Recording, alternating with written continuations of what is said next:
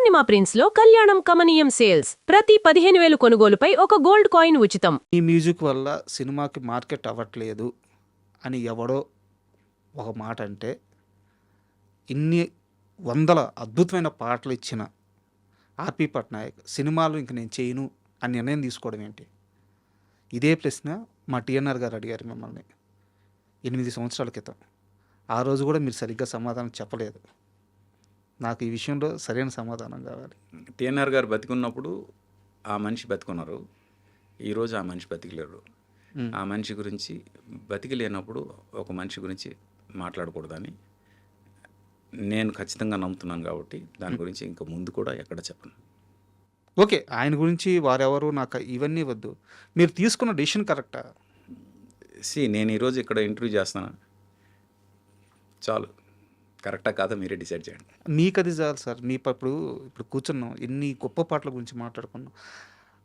మంచి సంగీతం ఇవ్వగల స్థాయి ఉన్న వ్యక్తి, అలాంటి వ్యక్తి ఎందుకు ఆపేయాలి అనేది చాలామంది బాధ. పైగా మీరు స్టేట్మెంట్ ఇచ్చారు. అవును, అప్పుడు ఇద్దరు చాలా గట్టిగా నన్ను ఆపే ప్రయత్నం చేశారు నా స్టేట్మెంట్ని. ఎవరు సార్? ఒకటి మా సీను త్రివిక్రమ్ కూర్చోబెట్టి మరి క్లాస్ పీకాడు, ఎందుకన్నా డెసిషన్ తీసుకుంటున్నాం అని. ఇంకోటి కోటి గారు. వీళ్ళిద్దరూ నాకు చాలా గట్టిగా క్లాస్ పీకారు, ఎందుకు అంత బ్లంట్ డెసిషన్ తీసుకుంటున్నాం అని. బట్ కొన్నిసార్లు మనం రైట్ అనే ఫీలింగ్ వచ్చినప్పుడు ఎవరి మాట వినం కదా సార్. కన్విన్స్ అవ్వలేదు సార్ నేను ఇప్పటికీ. అంటే నేను కన్విన్స్ అయ్యాగా. మీరు కోటి గారి ప్రస్తావన తీసుకొచ్చారు కాబట్టి ఒక డౌట్ సార్, ఇలా అడగొచ్చా లేదో. మణిశర్మ గారు, కోటి గారు, మీరు కానీ అద్భుతమైన మ్యూజిక్ ఇచ్చారు, అద్భుతమైన పాటలు ఇచ్చారు, ఇప్పటికీ ఇవ్వగలరు. మణిశర్మ లాంటి వ్యక్తి మేము కూడా ఉన్నామని గుర్తించండి. కోటి గారు లాంటి వ్యక్తి మంచి సంగీతం ఇవ్వడానికి రెడీ, వచ్చేదెవరు, తీసుకునేదెవరు? ఇలాంటి స్టేట్మెంట్ ఇవ్వాల్సిన పరిస్థితి వచ్చింది. ఏమవుతుంది ఇండస్ట్రీలో? వాళ్ళ పాటలు చూస్తే అద్భుతమైన పాటలు ఉన్నాయి, వాళ్ళ ట్రాక్ చూస్తే అదొక రికార్డు. అలాంటి వారికి ఎందుకు అవకాశాలు దక్కుతున్నాయి? అంటే వాళ్ళు ఈరోజు కొత్తగా నిరూపించుకోవాల్సిన అవసరం లేదు, కొత్తగా సినిమాలు చేయాల్సిన అవసరం లేదు, కానీ వాళ్ళు ఇచ్చిన వర్క్ని ఎందుకు గుర్తుపెట్టుకోవట్లేదు? అంటే మీకు ప్రతి డైరెక్టర్కి ఒక స్పాన్ ఉంటుంది సార్. అలాగే ఆ డైరెక్టర్తో పాటు వాళ్ళ థాట్, అంటే వాళ్ళు ఒక ట్రెండ్ క్రియేట్ చేస్తారు కదా. నేను డైరెక్టర్స్ గురించి మాట్లాడుతాను, మ్యూజిక్ డైరెక్టర్స్ గురించి కాదు. వాళ్ళు ఒక టైప్ ఆఫ్ సినిమాలు ఇలాగ ఉంటాయి, సినిమాలు ఇవి అవి ట్రెండ్ క్రియేట్ చేస్తారు. దానికి ఒక ఇది ఉంటుంది, స్లాట్ ఉంటుంది. ఆ స్లాట్ వరకు అవి నడుస్తాయి. ఆ తర్వాత ఇంకొక టేస్ట్, ఇంకొక జనరేషన్ ఇంకొక టేస్ట్ ఎక్స్పెక్ట్ చేస్తుంది. ఎప్పుడైతే డైరెక్టర్స్ తాలూకా ఎరా మారుతుందో ఆటోమేటిక్గా ఆ డైరెక్టర్స్తో పాటు పనిచేసిన మ్యూజిక్ డైరెక్టర్స్ తాలూకా ఎరా కూడా మారిపోతుంది. As simple as that. అందుకు ఇప్పుడు ఎవరైతే ఫుల్ హైలో ఉన్నారో వీళ్ళే ఇంకొక 10 ఏళ్ళ తర్వాత కంటిన్యూ అవుతారని గ్యారంటీ లేదు. ఎందుకంటే నెక్స్ట్ వచ్చేవాళ్ళు అప్పుడు జనరేషన్కి ఏం కావాలో అది దాంతో రెడీగా ఉంటారు. అయితే ఆల్రెడీ వెళ్ళిపోయిన వాళ్ళు ఇప్పుడున్న జనరేషన్కి ఏం ఇవ్వలేరా అంటే, ఇవ్వగలరా లేదో టెస్ట్ చేసే ధైర్యం ఎవరికీ లేదు. కరెక్ట్ వర్డ్స్, అది జరగట్లేదు. అండ్ నా దగ్గర ఒక కంపారిజన్ ఉంది. మీరు మ్యూజిక్ డైరెక్టర్గా ఫుల్ స్వింగ్లో ఉన్నారు, అద్భుతమైన పాటలు ఇస్తున్నారు, ఆల్ ఆఫ్ సడన్గా యాక్టింగ్ వైపు వెళ్ళిపోయారు. మీకు బాగా నచ్చిన మ్యూజిక్ డైరెక్టర్ దేవిశ్రీ ప్రసాద్ గారు కూడా, ఆయన ఇప్పుడు ఫుల్ స్వింగ్లో ఉన్నారు, ఇప్పుడు మళ్ళీ హీరోగా ఆయన స్టార్ట్ చేశారు. దేవి నిర్ణయం కరెక్ట్ అంటారా, రాంగ్ అంటారా? అంటే మీకు ఆయన మీద వాత్సల్యం ఉంది కాబట్టి చెప్పండి. దేవి యాక్టింగ్ చేస్తే బాగుంటుందని నేను ఫీల్ అయ్యాను. అవునా? నేను మొదటి నుంచి ఫీల్ అయ్యాను, ఎందుకంటే he is a very good looking, at the same time he can act. తను ఏదో సినిమా చేస్తే నేను కన్విన్స్ అయ్యేవాడినో కాదో తెలియదు, కానీ ఈ సినిమా మాత్రం డెఫినెట్ కన్విన్స్ అవుతున్నాను. ఎందుకంటే ఆ లుక్ కానీ తను తీసుకున్న డెసిషన్ కానీ రెండు బాగున్నాయి అనిపించింది నాకు. సినిమా చూసిన తర్వాత నేను చెప్పగలను. నేను ఎందుకు దీని గురించి పర్టికులర్ చెప్తున్నాను అంటే, సీను వాసంతి లక్ష్మి నేను యాక్టింగ్ చేస్తున్నప్పుడు చాలామంది నన్ను తిట్టారు, నీకు అవసరమా యాక్టింగ్, దట్టు ఎంత ఛాలెంజింగ్ క్యారెక్టర్ చేస్తున్నావు అని. అదే జనం థియేటర్కి వచ్చి ఫస్ట్ డే ఈ సినిమా చూసి మళ్ళీ వీడిని ఇంకొకసారి తిట్టడానికి అవకాశం వస్తుంది అని థియేటర్కి వచ్చి సినిమా చూసి అదే జనం ఫోన్ చేసి, ఈ క్యారెక్టర్ నువ్వు కాకుండా ఇంకెవరు చేస్తున్నా మేము కన్విన్స్ అయ్యేవాళ్ళం కాదేమో, అంత గొప్పగా చేసావు, నువ్వే చేసావు అని పొగిడినోడు ఉన్నారు. ఈరోజు దేవి గురించి ఎవరైనా నెగిటివ్ మాట్లాడుతుంటే రేపు శ్రీనివాసన్ లక్ష్మికి జరిగిన సీనే రిపీట్ అవుద్దని నా ఫీలింగ్. కానీ బాగా ఇష్టం ఉంటుంది కదా దేవిశ్రీ ప్రసాద్ అంటే మీకు? తన ఎనర్జీ చాలా, తన సాంగ్స్‌లో ఎనర్జీ ఉంటది. సో దట్టు సాహిత్యం బ్లడ్‌లో ఉంది కదా తనకి. అందుకు తన సినిమాల్లో సాహిత్యం అనేది చాలా అందంగా ఉంటది. ఈ రెండిటికి నేను ఫ్యాన్‌ని. సార్ నాన్నగారి మరణం విషయంలో చాలా బాధపడ్డారంట. అండ్ చాలా వైద్యం పట్ల కూడా అంటే డాక్టర్స్ పట్ల కూడా చాలా ఇరిటేట్ అయ్యారంట. ఒక రకంగా నరకం అనుభవించారట.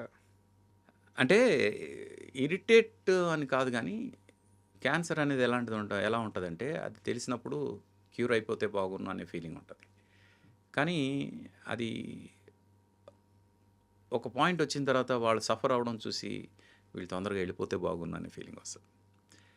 మా నాన్నగారు తొందరగా దేవుడు తీసుకెళ్ళిపోవాలి అనే ఫీలింగ్ మాకు కలిగింది.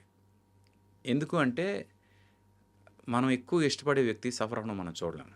సార్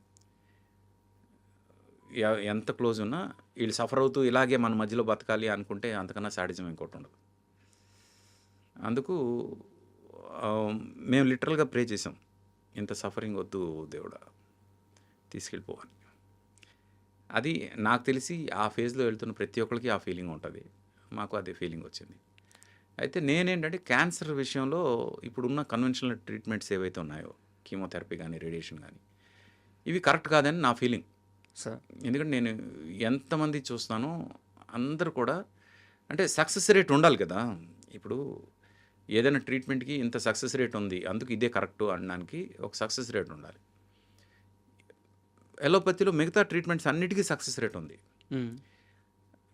సక్సెస్ రేట్ బిలో 50% ఉన్న ఏది కూడా కరెక్ట్ ట్రీట్మెంట్ కాదని నా ఫీలింగ్. సార్ నాకు తెలిసి ఇది బిలో 10% ఉంది సక్సెస్ రేట్ క్యాన్సర్ ట్రీట్మెంట్. అలాంటప్పుడు ఇదే ట్రీట్మెంట్ అని ఎలా చెప్తారు అనేది నా ఇదనమాట వాదన. దీని మీద ఇప్పుడు డాక్టర్లు అందరూ వచ్చి నా మీద విరుచుకుపడతారు. బట్ స్టిల్ ఐసే బయోప్సీ దగ్గరే తప్పు జరుగుతుంది అంటాను నేను. ఒక టిష్యూని జస్ట్ అలా క్లోజ్డ్ షెల్తో టిష్యూ ఉన్నదాన్ని అలా పొడిచి ఒక తీస్తారు. తీయగానే దాని త్రూగా బ్లడ్ ఫ్లో అయ్యి ఆ టిష్యూ తాలూకు చిన్న చిన్న సెల్స్ బాడీలో ఎక్కడెక్కడికో వెళ్ళి స్ప్రెడ్ అయ్యి స్టే అవుతాయి. ఏదో ఒక రోజు అవి అక్కడక్కడ మళ్ళీ అక్యుములేట్ అవుతాయని నా ఫీలింగ్. నేను తప్పని డాక్టర్లు వాదిస్తారు. కానీ బయోప్సీ చేసిన వాళ్ళందరికీ కూడా ఏదో ఒక టైంలో బాడీ అంతా క్యాన్సర్ స్ప్రెడ్ అవుద్ది, కనీసం సెకండ్ టైం అయినా రీలాప్స్ అవుతుంది అనడానికి బయోప్సీ కారణం అని నా ఫీలింగ్. సార్ నువ్వేం చూసావు మీ నాన్నగారు తప్ప అనేసి అంటారు. అంటే చాలామంది పేషెంట్లు నేను చూశాను తర్వాత, చాలామంది పేషెంట్లు. అందుకు బయాప్సీ కాకుండా ఇంకేదో ఒక మెథడ్లో మీరు క్యాన్సర్ గురించి తెలుసుకుని ఆ క్యాన్సర్ని కనుక ట్రీట్ చేస్తే ఇప్పుడున్న సక్సెస్ రేట్ కన్నా ఎక్కువ సక్సెస్ రేట్ వస్తుంది అనేది నా అభిప్రాయం. సార్ దాని గురించి డాక్టర్స్ బయాప్సీ చేయకపోతే అది క్యాన్సరా కాదా ఎలా తెలుస్తుంది, ప్రాథమిక టెస్ట్ అదే కదా అని ఎలా తెలుస్తుంది, అప్పుడు ఎలా ట్రీట్ చేస్తాం అనేసి అంటారు. Unfortunately there are some hospitals, అన్నీ కాదు, కొన్ని హాస్పిటల్స్ క్యాన్సర్ సక్సెస్ రేట్ చూపించడం కోసం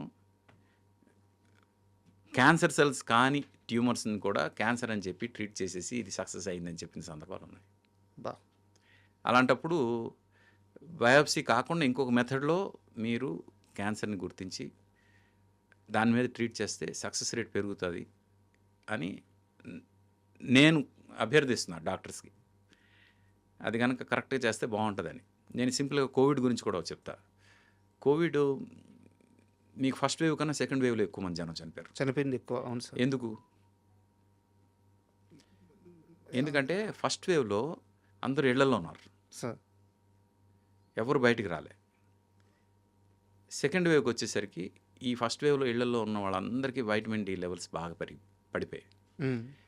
విటమిన్ డి లెవెల్స్ ఎవరెవరికైతే స్ట్రాంగ్గా ఉన్నాయో వాళ్ళందరూ బతికారు, ఎవరెవరికైతే అవి తక్కువ ఉన్నాయో వాళ్ళందరూ చనిపోయారు. సార్ ఈవెన్ ఫస్ట్ వేవ్లో చనిపోయిన వాళ్ళకి కూడా విటమిన్ డి లెవెల్స్ తక్కువ ఉండడం వల్లే చనిపోయారు. One of the major reasons. మిగతా రీజన్స్ ఏమైనా ఉండొచ్చు కాక విటమిన్ డి అనేది ఇమ్యూనిటీ బూస్టర్ అనమాట. ఆ ఇమ్యూనిటీని కరెక్ట్గా డిసైడ్ చేసింది విటమిన్ డి. నేను నా లైఫ్లో చూశాను. మా అమ్మకి నాకు ఒకేసారి ఇది వస్తే కోవిడ్ వస్తే నేను హాస్పిటలైజ్ అయ్యాను, మా అమ్మ ఇంట్లో ఉంది. ఇద్దరం ఈక్వల్గా సఫర్ అయినా మా అమ్మకి ఎలాంటి ప్రాబ్లం రాలేదు, నాకు ప్రాబ్లం వచ్చింది.